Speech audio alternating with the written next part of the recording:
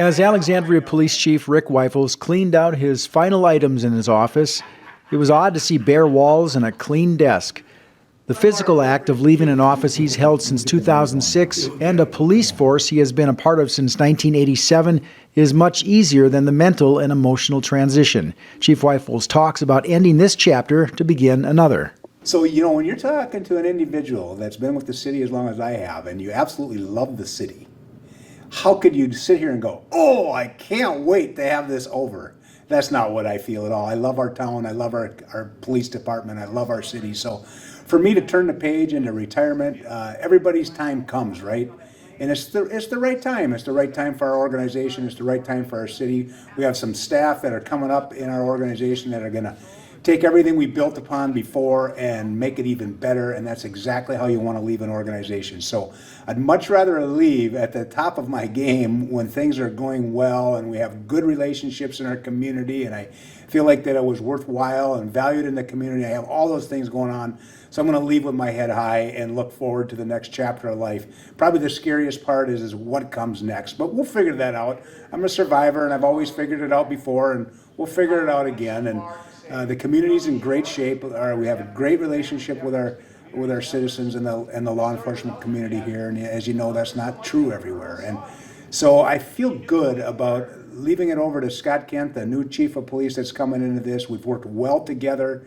I'm sure he'll take some of our good ideas that we've had and expound on those and come up with some new ones that make our community even better. So yes, do you have regrets? Well, I think you have fear of the unknown is a better way of saying it. But regrets, no, it's the right thing for everybody involved in this, including myself.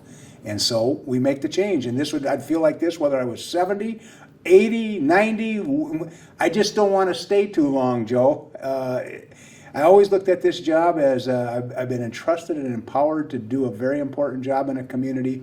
I've done the best I could. I assure you that, but I don't own the job. It's a community job. They trusted me. They still do. I'd rather turn it over to the next generation where we helped guide, mentored, and found your succession plan.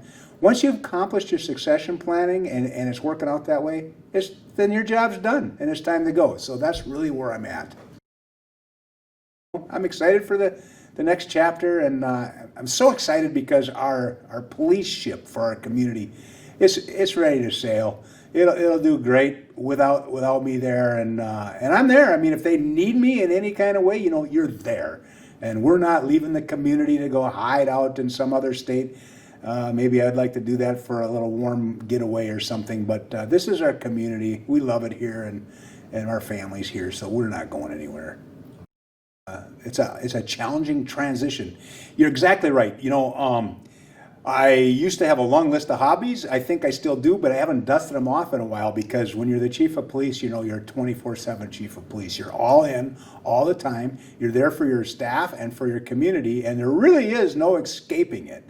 And so this will be the first time in my life I'm going to actually turn the page and almost have that blank look on my face. And I look at it as a new opportunity and a new change. But inwardly, oh yes, there'll for sure be an adjustment. How do people perceive you? How do people look at you? How do they judge you? How do they don't care?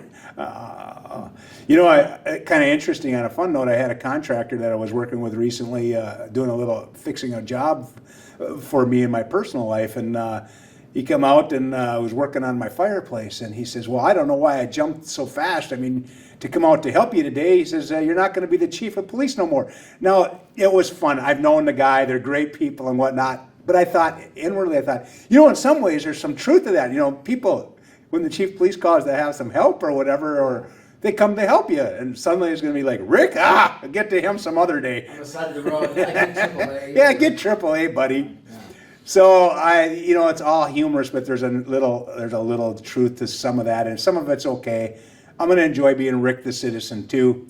Still hopefully can be a decent human being, respect one another, and not change a single thing about my core, and maybe get the bottom of my boat on the outside wet once in a while. After 3 decades of interviews and conversations with you as a police officer, we wish you well. For the Voice of Alexandria, I'm Joe Korkowski.